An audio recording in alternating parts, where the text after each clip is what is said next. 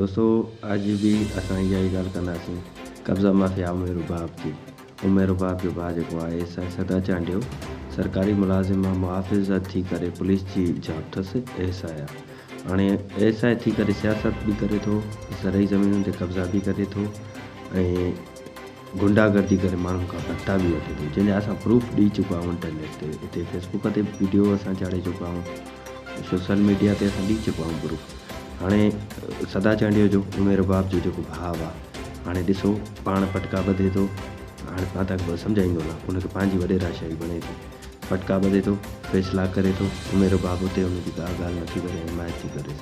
ऐं हिनखे अलाए छो ॿियनि जी वॾेराई बि कोन थी वणे। ॾिसजो सम्झंदा हलिजो। ॿी ॻाल्हि, हाणे जी भत्ता माफ़िया बिल्कुलु आहे। हाणे ॾिसो उहो जेको इहो एडुकेट मेयर जतोई जो इम्तियाज़ जतोई, उन वाज़े तौर ते हैदराबाद में प्रेस कॉन्फ्रेंस करे सिधो लफ़्ज़नि में चयो आहे त सदा चांडियो जे गुंडनि मूंखे अगवा कयो आहे ऐं सदा चांडियो खां इहो चयो अथनि त सदा चांडियो वटि 12 लख भत्तो जमा कयो। भत्ता माफ़िया आहिनि मतिलबु। वरी अचूं था चोरियूं धाड़ा। परोके साल खां ई हिननि ते सादिक माछी जे ॻोठ जे माण्हुनि सिधा सवां एहतिजाज करे वीडिया रिकॉर्ड कराया, साफ़ लफ़्ज़नि में चवनि त हे ऐं सदा चांडियो ऐं उन जा माण्हू असांजे ॻोठ में सदा चांडियो जा माण्हू अची चोरियूं था कराइनि, हथियार खणी गुंडागर्दियूं था कनि। साबित थी चुका चोरनि जा साथारी। कब्ज़ा माफ़िया मां आहियां, मुंहिंजी 114 एकड़ ज़रई ज़मीन आहे। वॾो सबूत त मां आहियां, कोर्टुनि मां मूं खटी आहे, कोर्टुनि मां असांजी उहा ज़मीन खटियल आहे। अॼु ताईं सदा चांडियो वाहिद बख़्श केरु आहे? सदा चांडियो कमदार आहे, उमेर बाब जे भाउ जो कमदार आहे, ख़ुदि उहो उमेर बाब फ़सुल थी खाए हिन ज़मीन जो। हाणे अगरि हे सचा हुजनि, हिननि वटि को जवाबु हुजे त हे ॾियनि न जवाबु। मां त वेठो आहियां, सबूत खणी मां तव्हां दोस्तनि भाइरनि जे अॻियां आयो हा न। ईअं केरु कंहिं ते इल्ज़ाम थोरी हणंदो, मां त सबूतनि समेत ॾिना आहिनि न, बाक़ाया दलील अथनि त मूंखे ॾियनि। मां त तव्हांखे ॿुधायां थो साफ़ ज़ाहिर ओपनली कब्ज़ा माफ़िया। कोर्टुनि मां असां उन ज़मीनुनि जा केस खटिया आहिनि, पोइ ज़मीन ते कब्ज़ो कयूं वेठा आहिनि। उमेर बाब जो भाउ जेको आहे सदा चांडियो वारा ऐं उन्हनि जो जेको कमदार आहे वाहिद बख़्श बुकियो नौकर अथनि यूसुफ चांडियो, क्रिमिनल रिकॉर्ड आहे। ॾिसो माण्हू हाणे पीटीआई जा इहे सपोर्ट आहिनि।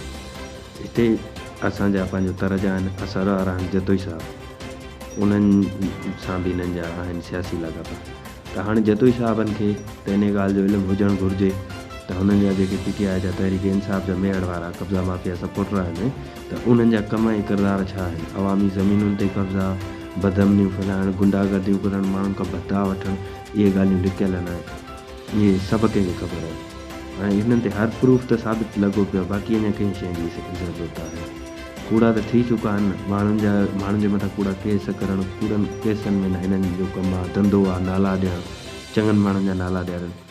अञा बाक़ी कहिड़ो प्रूफ खपे जेको अञा ॾियो। बाक़ी कुझु माण्हू जे ग़लति कमेंटूं कनि था या चवनि था, उन्हनि खे इहो आहे त बाबा तव्हां दलील खणी अचो, तव्हां ग़लति कमेंट न कयो, तव्हां दलील खणी अचो, सबूत खणी अचो।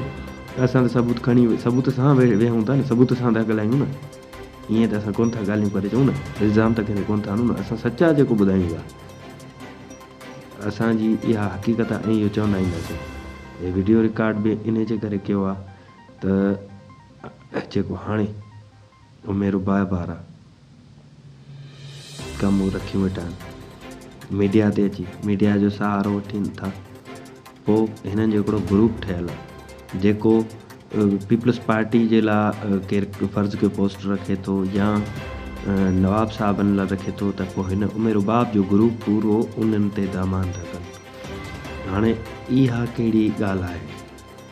बाबा उमेर बाब लाइ तव्हां 100 पोस्टूं रखो, तव्हांजूं जाली पोस्टूं, तव्हांजो जाली अॻवान आहे, पर जेकॾहिं केरु सची पोस्ट रखे थो दलील सां जेका ॻाल्हि रखे थो, तव्हां हुनखे छो था जलियो? छा आहे मीडिया बि तव्हांजी आहे, शहर बि तव्हांजा आहिनि, हर शइ तव्हां गुंडा हो, चोर हो, धाड़ेलनि जा तव्हां हिमायत में रथा। धाड़ेलनि चोरनि जी हिमायत था कयो, चोरनि जी हिमायत जेके हामी हूंदा उहे अहिड़ा ई हूंदा। असां अहिड़नि जी कोन था कयूं, असां अहिड़नि चोरनि खां भागी हूं। असां हिन मीडिया जे ज़रिए सभिनी दोस्तनि खे चऊं था हिननि जा कारनामा ऐं करतूत ॾिसो ऐं महिरबानी करे हिननि खे घणो मीडिया ते मशहूरु करण जी बजाय हिननि सां सुवाल कयो, तव्हां माण्हुनि जे ज़मीनुनि ते कब्ज़ा छो कया आहिनि? तर में हे जेकी बदमनी थी रही आहे, तव्हांजा माण्हू गुंडागर्दियूं छो था कनि? हाणे उमेर बाब इहो बि चवंदी त हुनखे सरदार खान चयो। सरदार खान छो चवंदो? माण्हुनि सां जिन सां नाइंसाफ़ी थींदी उहा दाम न कंदा छा हिननि जे ख़िलाफ़ु? हे कब्ज़ा माफ़िया आहिनि पाण। कब्ज़ा माफ़िया जे ख़िलाफ़ु माण्हू त दांह कंदा न, माण्हुनि ते कूड़ा केस था कराइनि, माण्हुनि खां भत्ता था घुरनि। कहिड़ी ॻाल्हि आहे? मेहड़ जो हिननि अमन बर्बादु करे छॾियो आहे। असां सिंधु गवर्नमेंट खे अपील था कयूं त हिन कब्ज़ा माफ़िया मां तालके मेहड़ खे आज़ादु करायो। मेहड़ तालको कब्ज़ा माफ़िया जो गढ़ बणिजी वियो आहे, हे बदमनिन जो गढ़ बणिजी वियो आहे। हे कब्ज़ा माफ़िया कॾहिं कंहिं ते इल्ज़ाम हयूं वेठा आहिनि, कॾहिं कंहिं ते इल्ज़ाम हयूं वेठा आहिनि, कराइनि बि पाण था। हिननि जा माण्हू था गुंडागर्दियूं कनि, हे जवान नशनि जा अॾा हलाइण वारा, इन्हनि में त को लिक कोन्हे, सॼे तालके खे ख़बर आहे। सिंध जो शौक़ु रखंदड़ माण्हू ॻाल्हियूं मुंहिंजियूं ॿुधनि ऐं पोइ उन ते भली पंहिंजी दलील सां कमेंट कनि। मां सुवाल जो जवाबु ॾींदुसि।